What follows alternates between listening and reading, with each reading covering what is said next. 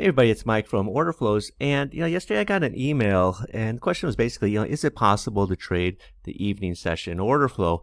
And I started writing a reply, and it was just such a long reply. I thought, hey, it might be a little bit easier for me just to shoot this quick video and throw it up on YouTube, because I'm sure a lot of other people are kind of curious about, basically the same question. So, is it possible to trade the evening session? Yes, it is. Okay. And let me just pull up a chart here. Okay, this is a footprint chart of crude oil on a 1 minute basis last night, about 8 o'clock. Now, when I say the evening session, there's actually, the market reopens at 5 p.m. Chicago time, and then it trades the next day to 4 p.m. So there's basically three sessions, right? There's the Asian session, the European session, the U.S. session, right? We all know that. U.S. session, really kicks off about 7 a.m. Chicago time. European session kicks off around 1 a.m. Chicago time. Those markets in Europe start opening up, the futures markets at 1 a.m. Asian session, even though the market reopens at 5 p.m., Asia doesn't really kick off until around 8 p.m. Chicago time, because depending on if we're on daylight savings time or not, 5 p.m. is really more the Australian session. The cash markets in Asia, Tokyo market doesn't open till 8 a.m. Tokyo time, and in Hong Kong is like 10 a.m. 10 a.m. Hong Kong time. So it's they don't open at the 5 p.m. or 6 p.m. time in Chicago. They open a little bit later, but that again is not to say that you can't trade during that 5 p.m. until 8 p.m. time. I mean, you can, but granted, volumes there is going to be a little bit lighter. Now, one of the drawbacks for trading during the Asian hours is when the market is slow. It's very slow, and it could be like staring at the wall watching the paint dry. Okay, it's going to take longer for moves to manifest. Now, of course, there are going to be times where there are very quick moves. I mean, I don't want to say, I miss Donald Trump, but, when Trump was president, you could just be sitting there twiddling your thumbs. The next thing you know, the market jumped 5 points in the E-minis just because, Trump tweeted something, or, he was at a dinner and he said something and it got reported. You don't really have that this year under this new administration. But again, that doesn't mean that quick moves don't happen. Now, the volumes in major contracts are good enough during the Asian hours to make trading decisions based on the order flow. Now, major markets, I'm referring to, E-mini, crude oil, to a lesser extent gold, some of the smaller markets like the grain markets and, ultra bonds, bonds. You might want to steer clear of those until you really start to understand order flow a bit more. It's just because the volume there is lighter, right? There's just not much activity as compared to the day session. But if you stick with the major markets, you should be fine, right? So most people, the mistake though that I see that traders make is when they're trying to trade during the evening session, they're using the same type of chart that they would use during the day session when there's a lot more volume. Okay, so this is a crude oil 1 minute chart, right? The footprint chart. And if you're looking here, this is 8 p.m. Here, let me get the crosshairs up here.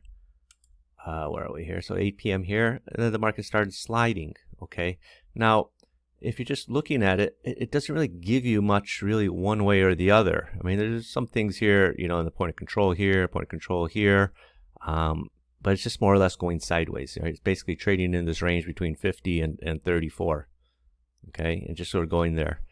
And if you're looking at the deltas, it's small, right? And when you start looking at small delta in a market that's going sideways, it's really enough to sort of put you to sleep, because it's like, oh gosh, you're trying to sell the, breakdown here. It only goes 3 ticks in your favor. Then, you try to buy, some support here, it goes 3 ticks in your favor. And basically most of the time it's just spinning around. It's hard to get any real grasp of what's going on, especially, looking at points of controls. They're all over the place.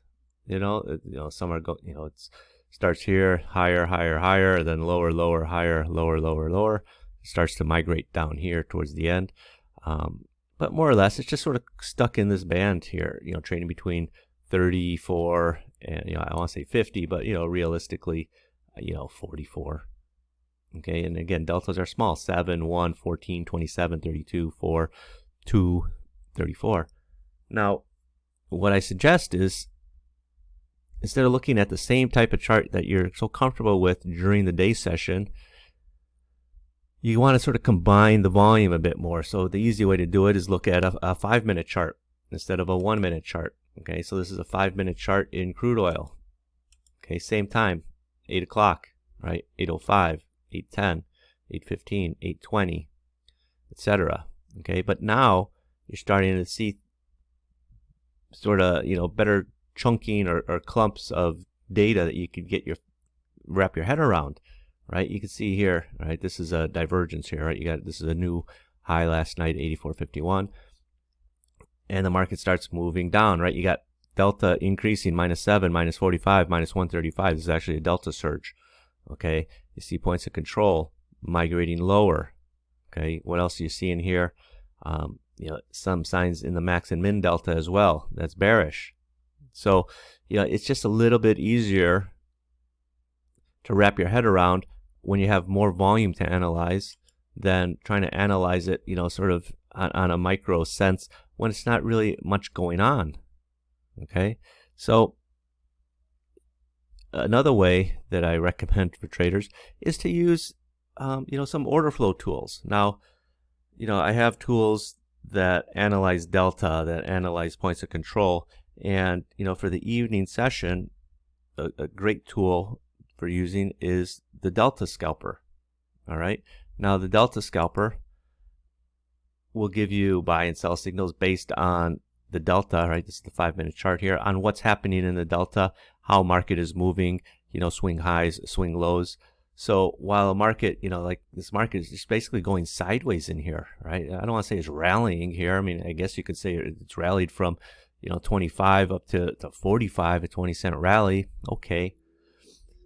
Then it sold off from, obviously from, the 30 area here, down to, 8,400, popped back up again, and then it sold off some more, right down, overnight. But if you had tools that are going to help you analyze the order flow, and the delta scalper is one of them, right? You can see here, right? It caught this move, right?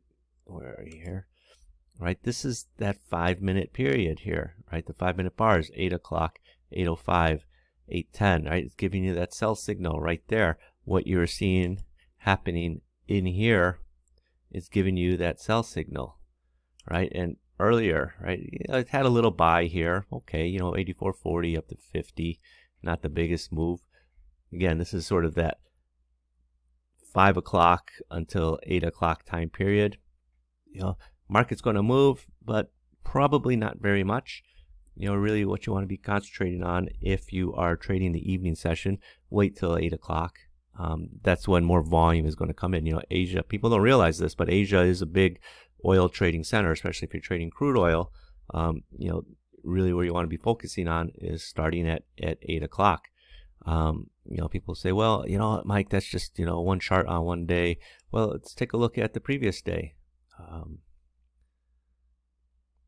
Okay, so 8 o'clock here. It's got a nice little move here down from this, the 70s areas down to the 50s, and then back up here. This is where the buy signal is, from 80s back above 8,400.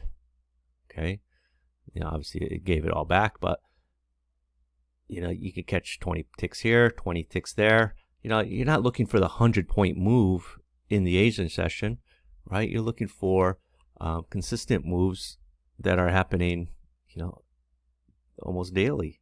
This is the day before, the 25th, right? This is 7 o'clock. Go here, 8 o'clock, 7:55, 8 o'clock. Triggers. This is the bar with this. This is the bar with the conditions met, 7:50 p.m. It's giving you the buy signal right here, right? As Asia is opening for a nice move up. Hopefully you could have caught that. Then on the way back down, this is where your stop's going to be, above 75, 76. You're getting short in here, 60, worst case scenario, 62. It does rally back up about 10 ticks, 12 ticks, before selling off, going into the European session. Okay, I might make another video talking about the European session, because European session, there are good moves that happen there as well. You can see this move right here, this nice strong move up during the European session from 50 all the way up to above $85. That was Sunday night. Take a look at Monday. Again, the European session starts taking off, 83.45 all the way up to, basically $84, where you got that sell signal. Then you get another sell signal up here, 84.15. That's the US hours. And today is the 27th. European session. What happened, right? You got a sell signal here right on the European open, from 70-ish, 72-ish, down into the 50s. This buy signal didn't work out. Then you got another sell signal again from the 50s, all the way down to the 20s. This buy signal didn't work out. But, nevertheless, I want you to see these moves that, are possible, right? Day session, nice move up here. So this is the Delta Scalper. And again, it takes all this information that you're seeing here in the Delta, right? And again, this is a 5-minute chart you can see here.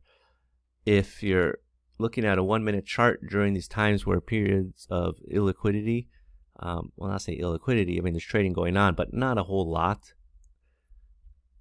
Switch it up, switch to a 5-minute chart, right? So that the data becomes easier to read, because you're basically taking, it's a 5-minute bar. You're taking, the 5-minute period and put it in it, taking that volume and combining it. Because 7, 1, 14, 27, that's, if you're looking at a 1-minute chart at that time period, there's not much information to go off of, right? That's going to give you much to trade in terms of delta. But when you combine it all together, okay, yeah, you know what? Now you can start to see this delta is making more sense, right? It's clearer. 745, 135, right? You're seeing the increase in delta.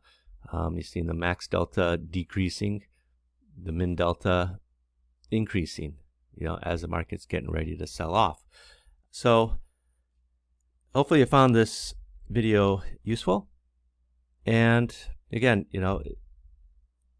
sometimes you got to switch it up during times where there's just not a whole lot going on in terms of volume, right? Order flow is about reading the volume.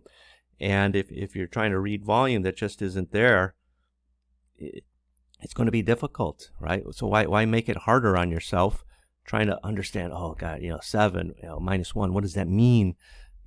Nothing. It doesn't mean anything, all right? 7 -1 is basically neutral. If there was an extra 1 second, this bar could have had a positive delta of 1, right? Could have had a positive delta of 3. But when you put it into a 5-minute period, it just makes understanding it a bit more easier. So again, enjoy the video, and I'll put some more up explaining different types of things for you. Bye-bye.